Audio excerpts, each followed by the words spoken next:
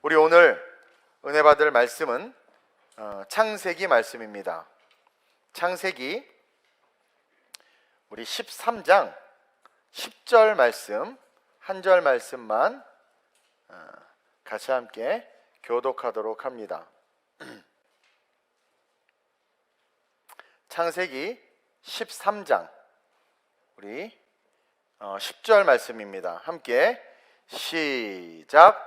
이에 롯이 눈을 들어 바라본즉 소알까지 온 땅에 물이 넉넉하니 여호와께서 소돔과 고모라를 멸하시기 전이었으므로 여호와의 동산 같고 애굽 땅과 같았더라. 아멘.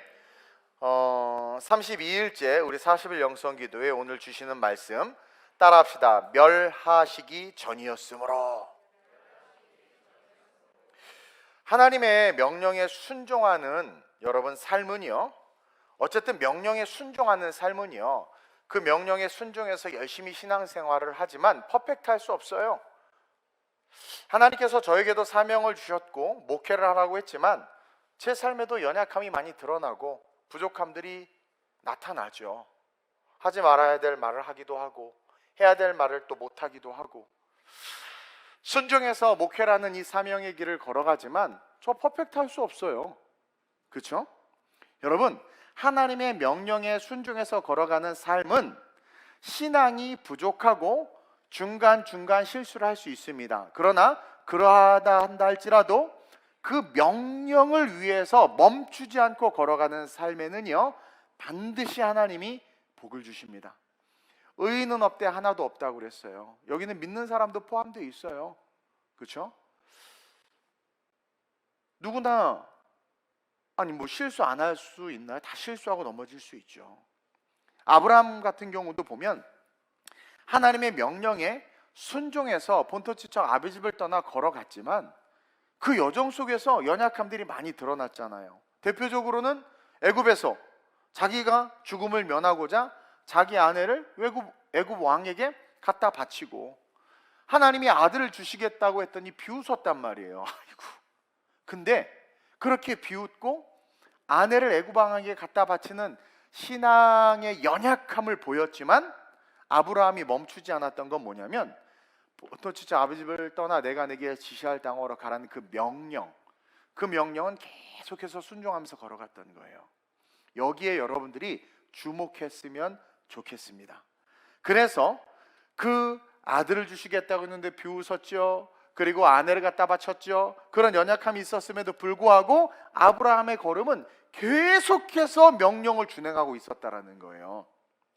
다시 하란으로 돌아가지 않았어요. 그리고 그 명령을 준행하면서 광야를 걸어가는 그 아브라함은요, 대가를 바라지 않았어요. 만약에 대가를 바랐다면 하나님, 여기 애굽에 왔는데 어려움이 있어 잠깐 왔는데 이 예쁜 아내를 다 뺏어간다고 하니까 지켜주세요. 뭔가 하나님 앞에 합당하게 요구할 수 있지 않겠습니까? 내가 하나님의 명령을 준행하고 있는데. 근데 그런 요구도 하지 않았어요. 대가를 바라지 않았어요.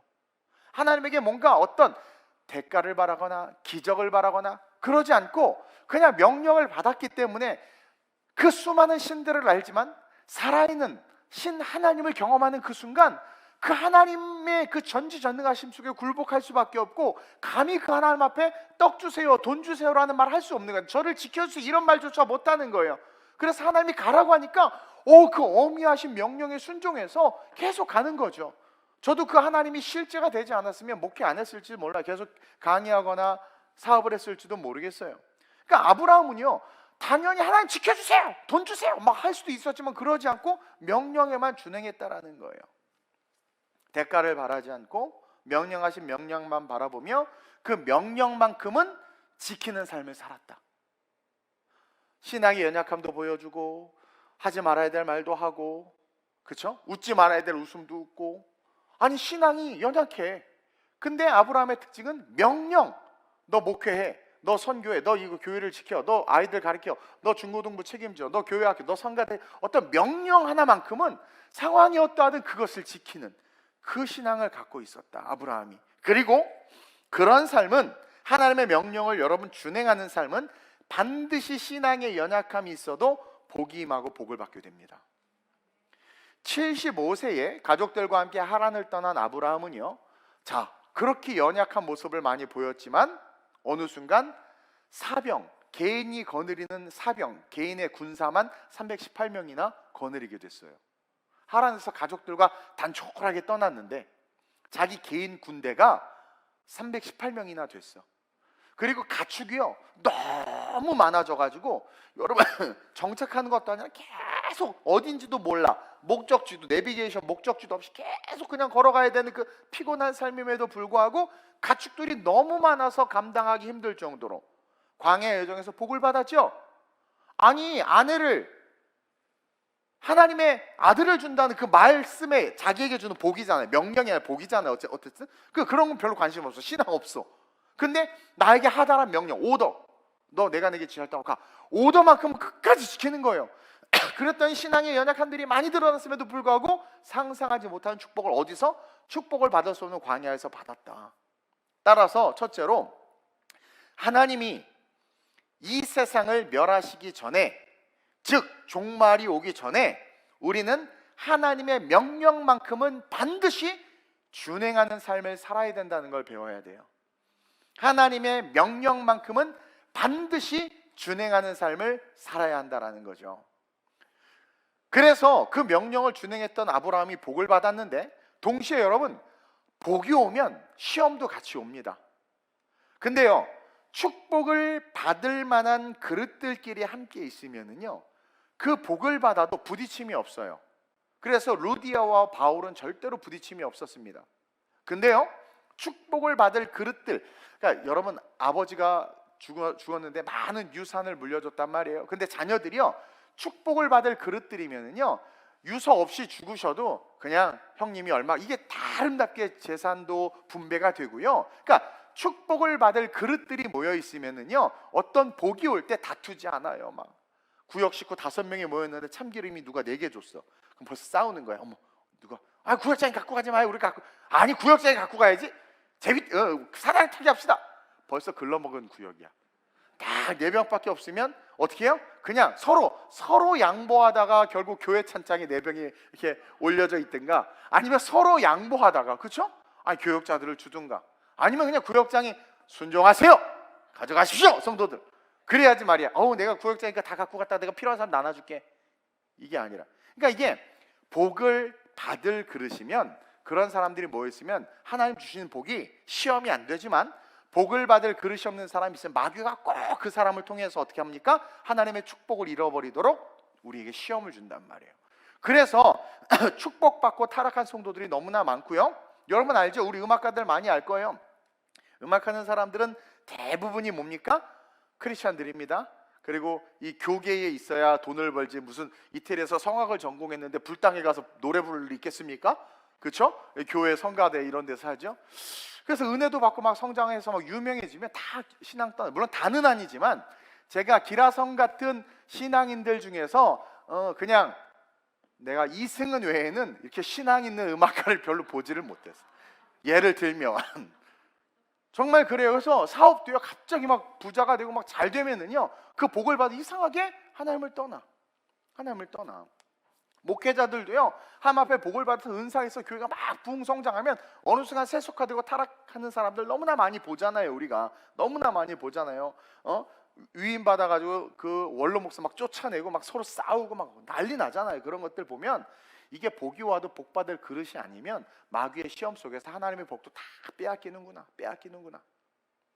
근데 이들이 왜 그러느냐 봤더니 이들 모두가 하나님이 멸하시기 전에 세상을 바라봤기 때문이라는 거예요. 하나님이 멸하시기 전에 세상을 바라보니까 어떻게 되는 겁니까? 영원한 천국과 하나님의 축복이 보이는 것이 아니라 그 축복으로 멸하시기 전인 이 세상에서 누리고 싶어지는 거죠. 자, 아브라함이 엄청난 복을 받았어요. 아브라함의 종들과 롯의 종들이요 복 받아서 부딪혔어. 아니 네 양 좀 절로 가라고 그래, 내 양 좀 절로, 아니 야 낙인 좀 찍어봐, 헷갈리잖아 막. 그렇죠? 아니 소유가 많아지면 그냥 막 섞여서 같이 그냥 똑같이 나누면 되잖아.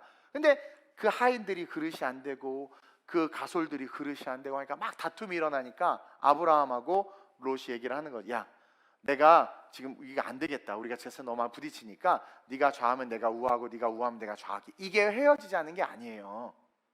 그게 뭐냐면 내가 먼저 쫙 갈 테니까 네가 따라와. 네가 좀 좌쪽으로 가서 내가 우측 땅으로 이렇게 행진할 테니까 너 좌측으로 해서 날 따라와. 이렇게 같이 가자라는 게 같이 가자. 같이 가자. 그리고 좀 이렇게 그렇게 한 말인데 조카 롯은요 하나님의 명령을 따라 나그네의 삶을 사는 게 싫었던 거예요. 그러니까 막 다툼이 이제 이게 이유가 돼가지고 눈을 들어서 딱 보니까 소돔과 고모라가 보이는데 야, 이 소돔과 고모라에 대해서 어떻게 표현하고 있습니까? 10절에 여호와의 동산 같고 애굽 땅과 같았더라. 먼저 여호와의 동산 같다고 표현한 것은 하나님이 축복의 하나님이다라는 것을 롯도 알았어요. 그러니까 소돔과 고모라가 거기가 비옥했거든요. 그러니까 그러니까 여호와의 동산 같다라는 표현은 뭐냐면 자기가 형님 따라서 가솔들하고 오붓하게 나왔는데 이렇게 풍성해진 게 하나님의 말씀을 쫓았기 때문이라는 걸 알고 하나님을 쫓아가면 복을 받는다는 것은 알아요. 그러니까 그 좋은 땅을 보니까 야, 여호와의 동산이네. 하나님은 복 주시는 분이다. 근데 뭡니까? 그 스스로는 그 길을 걸어가기 싫은 거예요. 하나님이 복 주시는 하나님은 것은 아는데 그 광야의 여정에 그렇게 순례자의 길을 걷는 게 싫었던 거죠. 그러면서 동시에 애굽 땅과 같았더라라는 표현도 하죠. 애굽 들렸다가 왔잖아요. 애굽 땅과 같았더라라는 표현 속에서 그가 바라는 하나님의 축복이 현세적인 것이다라는 것을 우리가 읽어낼 수 있는 거죠. 여호와의 동산을 왜 애굽과 비교합니까? 애굽에 광야만 다니다가 애굽 갔더니 난리야. 너무 좋아. 시장통 갔더니 먹을 게 쌓여있고 막 패션과 막 사람들 모여있고 동서사박에서 막 다 아시아 사람, 유럽 사람, 아프리카 사람 와. 근데 어떤 사람 보니까 비단 옷을 입고 너무 멋있게 가고 내가 양 한 3마리만 팔면 비단 옷 사 입겠구만. 그쵸? 그러니까 여호와의 동산인데 애굽과 같았더라라는 것은 하나님은 복 주시는 분이라는 것을 알지만 그 복을 받아서 롯은 어디서 살고 싶었던 거예요? 현세적인 이 땅에서의 삶을 살고 싶었던 거예요. 그래서 그가 바라는 하나님의 축복은요, 하나님은 복을 주시는 분이라는 것을 알지만 그는 그 복으로 현세적이며 이 땅에서의 축복을 바랬고 이곳에서 살고 싶었던 거예요. 그래서 그가 쫓는 하나님은 자신의 욕심과 욕망을 위해서 쫓는 하나님이다라는 것을 우리에게 이렇게 보여주고 있는 거죠. 그러면서 우리 스스로를 돌아보라는 거예요. 너 신앙생활하고 교회 다니고 복 받고 싶은 게 하나님이 멸하시기 전인 이 세상, 멸망 안 할 것 같은 이 세상에서 살고 싶어서 그런 거 아니냐라는 거예요. 즉 이 롯은요 신앙 없는 신앙생활을 한 거예요. 신앙 없는 신앙생활, 날리지 지식은 있었지요. 날라다니게 있었지요. 하나님은 복 주시는 분이다. 체험, 익스피리언스, 경험의 신앙도 있었어요. 아브라함하고 하니까 이렇게 부자가 되는 거예요. 그러나 그 내면의 신앙은 지극히 현실적이고 세속적이며 현세적인 신앙이었다. 영생을 바라보지 못했다라는 거죠. 만약에 아브라함이 그런 말을 했으면 형님 알겠습니다. 우리 종들이 좀 부족해서 그런데 얘네들이 뭘 모르네. 형님 때문에 이게 다 복받은 건데 형님 먼저 쭉 걸어가십시오. 내가 뒤에서 뒤따라가겠습니다. 한 2달 정도 거리일 수 있겠지만 어쨌든 쫙 가겠습니다 해서 같이 가야 될 거 아니에요. 그게 나눠지자는 얘기입니까? 근데 우리는 이 말씀 그렇게 이해한단 말이죠. 그거 아니란 말이에요. 그러니까 제가 뒤에 쫓아가겠습니다 이래야 되는데 소돔과 고모라를 여호와의 동산으로 표현하면서 세속화된 신앙이 롯의 내면에 있음을 드러내고 그것을 통해서 오늘을 살아가는 우리의 신앙관을 하나님께서 직면하게 하시는 거란 말이에요. 따라서 둘째로 우리는 종말론적인 신앙관을 가지고 세상을 바라봐야 돼요. 종말론적인 신앙관을 가지고 이 세상을 바라봐야 된다라는 거예요. 이걸 배워야 돼요. 오늘 10절을 다시 한번 자세히 읽어볼게요. 시작. 이에 롯이 눈을 들어 요단 지역을 바라본즉 소알까지 온 땅에 물이 넉넉하니 여호와께서 소돔과 고모라를 멸하시기 전이었으므로 여호와의 동산 같고 애굽 땅과 같았더라. 이 말씀에 세상의 결론이 들어있잖아요. 이 말씀에 세상의 결론이 들어있는 거예요. 본문상으로는 소돔과 고모라의 결론이에요. 결국 멸망당하는 게 예정된 계획이란 말이에요. 본문상으로는. 그러나 성경을 통전적으로 성경을 보면 뭘 이야기하고 있는 겁니까? 하나님이 이 세상의 결론이란 말이에요. 이 세상은 멸망당한다라는 거예요. 우리가 살고 있는 이 지구는 멸망당한다라는 거예요. 종말이 온다라는 거예요. 종말이. 우리는 종말론적 신앙관을 갖고 있는 거예요. 우리 크리스천들은 주님 재림하신다는 게 종말이거든요. 그러니까 종말론적인 성경의 지혜가 이 속에 들어있는 거예요. 즉 종말이 오기 전까지 세상이 아름다워 보이죠. 그 아름다움에 취해서 종말은 생각하지도 못한 채 신앙생활하고 있는 이런 모든 삶, 세속화되고 이 세상에서의 부와 영의 성공과 축복을 위해서 신앙생활하고 있는 우리들을 향해서, 이 세대를 향해서 너 롯의 신앙 아니냐, 롯과 같이 하나님을 추구하고 신앙생활 한다고는 하지만 멸망당하기 전인 이 세상 바라보면서 이 세상이 멸망당할 것에 대한 단 1도 생각하지도 믿음의 고백도 하지 못한 채 그냥 오직 아파트 땅에만 미쳐가지고 살아가고 있지 않느냐. 그러면서 여호와께서 멸망하시기 전이므로 이미 종말이 예견된 곳이 어떻게 하나님의 동산일 수 있겠냐. 그 이미 종말이 예견된 그곳을 하나님의 동산 같다고 말하잖아요. 이게 말이 되냔 말이에요. 그러니까 성경, 신앙이 전혀 없는 거예요. 신앙을 가진 우리가 추구할 수 있는 것이 과연 이 세상일 수 있겠느냐. 여러분, 아브라함도 눈이 있었어요. 함께 소돔과 고모라를 바라봤잖아요. 그러니까 야, 너 어디 할래? 그랬더니 아브라함이 롯이 저쪽 쫙 보니까 전 저쪽 할래. 그러니까 아브라함 딱 보니까 와, 좋네. 아브라함 뭐 눈이 없나요? 조카 롯보다 인생을 더 살았는데 더 잘 알죠? 아브라함은 안 피곤한가요? 여러분, 리더가 제일 피곤해요. 리더가 제일 피곤해요. 제일 피곤해. 근데 롯이 그쪽을 선택하니까 아브라함이 그걸 딱 보고 아이씨, 네가 먼저 선택했네. 아이씨, 내가 그쪽으로 갔어야 됐는데. 야, 형님에게 양보해라. 아니, 그랬을 수도 있어. 근데 그러지 않았어요. 그걸 봐도 전혀 요동하지 않았어. 왜? 그는 오직 하나님의 명령만 바라봤어요. 저는 너무나 은혜를 받았어요. 이 말씀을 묵상하다가. 그래, 하나님의 명령만 바라보는 거. 우리가 신앙이 좋다 나쁘다를 어떻게 말하겠어. 좋다가도 나빠지고 나빠지다가도 좋아지는 게 신앙인데, 정말 진짜는 뭐다? 하나님의 명령을 지키는가 지키지 않는가. 그 명령을 정말 내가 넘어지고 쓰러져도 다시 일어나 그 명령에서 달려가는가. 그 명령을 정말 목숨처럼 여기는가. 사명을 붙잡고 있는가. 이것을 바라봐야 되는데 아브라함이 그걸 했다라는 거예요. 아브라함도 눈이 있고 성정이 있는데, 자기도 지쳤는데 소돔과 고모라에 가서 자기도 좀 살고 싶지 않겠어요? 근데 너가 선택하니까 그래, 난 이쪽으로 갈게. 하나님의 명령만 바라본 거죠. 실수도 했잖아요. 믿음도 부족해서 하나님을 실망시켰지만 아브라함, 하나님이 주신 사명, 그 명령만큼은 놓치지 않고 걸어가서 결국 어떻게 돼요? 믿음이 없음을 드러냈는데 결국 믿음의 조상이 됐고, 그렇죠? 아무것도 없는 삶에서 축복은 신앙의 좋고 나쁨이 아니라 하나님의 오더에 순종하느냐 하지 않느냐에 따라 달려있다는 것을 이렇게 가르쳐주고 그것을 열매로 보여줬잖아요. 그래서 결국 나중에 어떻게 됩니까? 하늘의 상급을 최초로 쌓는 최초의 11조를 예수님을 직면해서, 멜기세덱이 예수님이거든요. 결국은 그 놀라움의 연합군을 물리치고 와서 그 모든 재물을 멜기세덱에게, 예수님에게, 구약의 현현한 예수님에게 딱 드리면서 11조를 딱 드리면서 하늘의 상급까지 쌓는 법. 그래서 믿음의 조상이 된 거란 말이에요. 얼마나 큰 축복을 받았습니까? 예수님을 대면한 것은 뭡니까? 나중에 우리가 죽었을 때, 그리고 주님 다시 오실 때 그 예수님을 대면하는 모습을 보여주는 거예요. 누가 예수님을 대면합니까? 하나님의 오더, 하나님의 명령에 순종하는 자. 그 하나님이 뭐라고 말씀하셨어요? 땅끝까지를 내 증인이 되라. 그러니까 그 명령에 순종하는 그것, 넘어지고 쓰러져도 그것은 해야 된다는 거예요.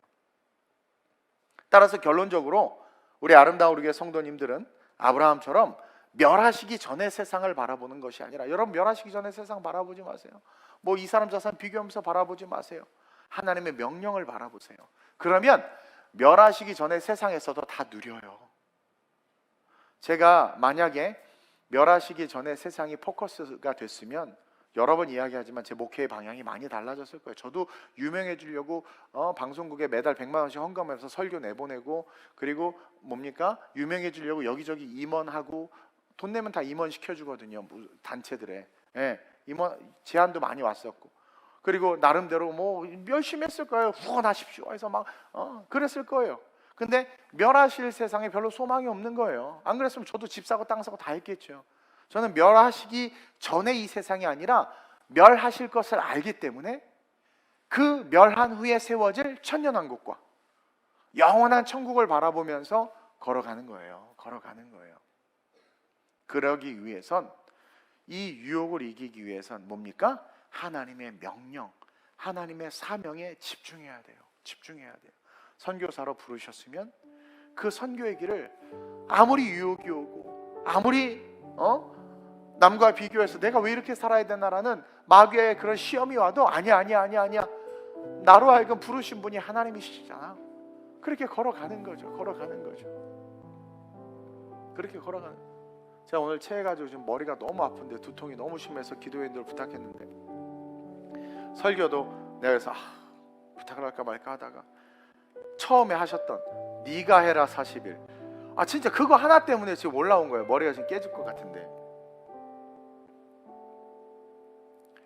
하나님의 명령, 사명, 교회에 주신 사명, 그 어떤 것도 이유가 되어서는 안 돼요. 사실은 아브라함에게 조카 롯은 기업물을 제했단 말이에요. 이삭 준다고 했는데 안 믿었어요. 믿음이 없었어요. 그러니까 얘 없으면 그 재산 다 날리는 거예요. 남이 갖는 거예요. 그건 포기할 수 없는 이 아이였는데도 불구하고 어떻게 합니까? 너 그래? 그럼 난 그래도 하나님 쫓아갈 거야. 얼마나 뭐 있어요. 그런 신앙인으로 우리가 일어나고, 여러분들 제가 그런 목사들로 기도해야 되고, 우리 교회가 그런 교회가 된다면 하나님은 저절로 복을 받게 할 뿐만 아니라 이 복은요, 이 땅에서 누림과 동시에 겸하여 하늘의 상급으로 줬어요. 아브라함 이 땅에서 엄청나게 누렸잖아요. 누리면서 겸하여 11조 올려드리고 하늘에서 상급을 쌓아서 주님과 함께 왕노릇하는. 그리고 부자와 나사로가 죽었더니 거지 나사로가 아브라함 품에 안겨 있잖아요. 그 믿음 안에 있었다라는 표현이거든요. 아브라함의 품에 안겼다라는 것은 거지 나사로가 믿음, 신앙 고백을 통해서 그 신앙을 갖고 있었다는 것의 표현인데, 어쨌든 아브라함 품에 안겨 있었잖아요. 얼마나 은혜입니까? 영원한 천국에서. 그와 같은 삶이 되어야 되는데 우리는 자꾸 소돔과 고모라를, 그렇죠? 멸하시기 전인 이 세상을 여호와의 동산 같다, 하나님의 축복이다, 하나님이 복을 주셔서 그 복 때문에 망하고 있는데, 그리고 복 받을 만한 그릇을 가진 자들과 교제하세요. 제발 시기 질투하고 막 그런 사람들하고 어울리지 말고 복받을, 결론적으로 복받을 자들과 함께하고, 그리고 사명, 어쨌든 그래도 그냥 그 사명 바라보고 걸어가는 그런 진짜 성도들이, 우리 성도들이 된다면, 여러분들 세상에서 뭐 이거 구할 것 없이 있어야 될 것을 아시는 주님께서 어떻게 합니까? 다 부어주신다는 게, 다 부어주신다는 거. 그 축복을 위해서 오늘 이 밤에 기도하는 저와 여러분들이 됐으면 좋겠습니다. 나눌 말씀이 많지만 일단 여기까지만 좀 나누고 다음에 한 번 더 제가 말씀을 전하겠습니다. 하나님, 내가 멸하시기 전에 세상에 마음 뺏기지 않게 하소서. 멸하시기 전에 세상에 하나님 내 눈이 팔리지 않게 하소서. 하나님, 넘어질 수 있습니다. 실족할 수 있습니다. 그러나 내게 주신 명령만큼은 잃어버리지 말게 하소서.